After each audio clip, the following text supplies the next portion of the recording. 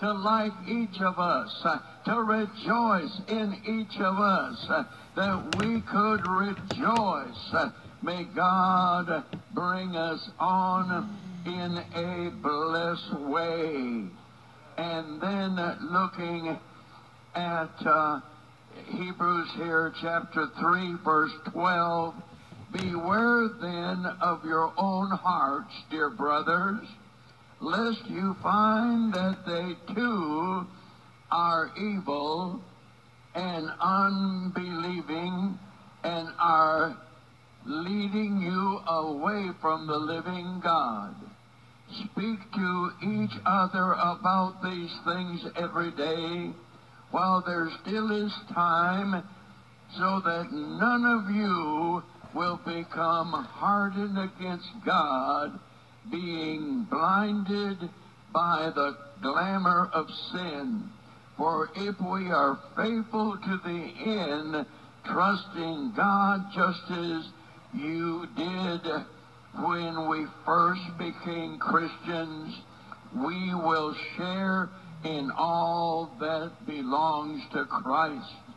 And so may God bring us on in our moment. May God minister to each one of us. Dear God, I pray. I ask God for your blessing in our ongoing journey. And then looking at James chapter 1 and looking at verse 19, may God minister to us in this. But dear brothers and sisters, don't ever forget that it is best to listen much, speak little, and not become angry. May God help us to see that when we are wrong, our mouth is moving. When we are wrong, our mouth is moving. You will find always in life, when your mind is wrong, your mouth is moving. And I want my mouth to be used for the Lord, but it could be used for wrong things too. When I'm away from serving God in the natural part of life, I gotta watch my mouth. Husbands gotta watch their mouth. Wives gotta watch their mouth. All of us have to be able to know that we need God to help us in our time of living. You know, you can know that you feel good when you come to church, but that's not all of your life. It's not church that's your problem, most of us. It is the rest of the time. When I get on the road, when I go to work, when I do other things, when I get around people, I get upset. God help me to know that it's not when I'm thinking about Jesus that it's my problem. It's when I'm thinking about other things, when I'm thinking about things that upset me. And I really want God to help me so that I am careful when I get upset. I want God to help me when I'm feeling good and knowing, hallelujah, I'm doing all right. That's not the moment I'm concerned about. It's the moment when I need God to help me afresh and a need in a fresh way. And may God minister to us. And then I want to say this scripture, 2 Peter chapter 1. Do you want more and more of God's kindness and peace? Then learn to know him better and better. For as you know him better, he will give you through His great power everything you need for living a truly good life.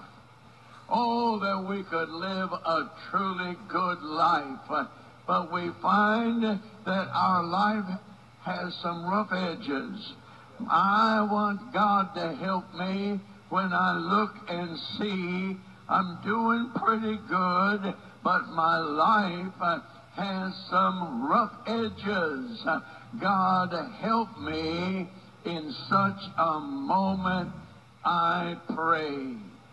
And then the smallest book in the New Testament, I believe, as we look and see Jude just before Revelation, and verse 24 of that chapter. Now unto him that is able to keep you from falling, and to present you faultless, Oh, may God help me to be faultless before the presence of His glory with exceeding joy. And then it's a chapter here, and so looking at verse 2, to Christians everywhere, beloved of God and chosen by Him, may you be even more and more of God's kindness and peace and love. May you be given more and more of God's kindness, peace, and love. And so I'm asking that we could be given more of what God has for us. May God minister to all of us, I pray. And then as we look at Deuteronomy chapter 6 and verse 5, and it says here, and thou shalt love the Lord thy God with all thine heart, and with all thy soul, and with all thy might. And that scripture gets my attention, because I love God, but I don't know that I love Him that much. Oh, I love some other things. I kind of love money a little bit. I know that I have to have other things in life, and I got to understand I'm loving God, but God, I want to love you better. I want to love you better. I want to love you better. And I've always thought, if I love you, that's all that matters, and it's not so.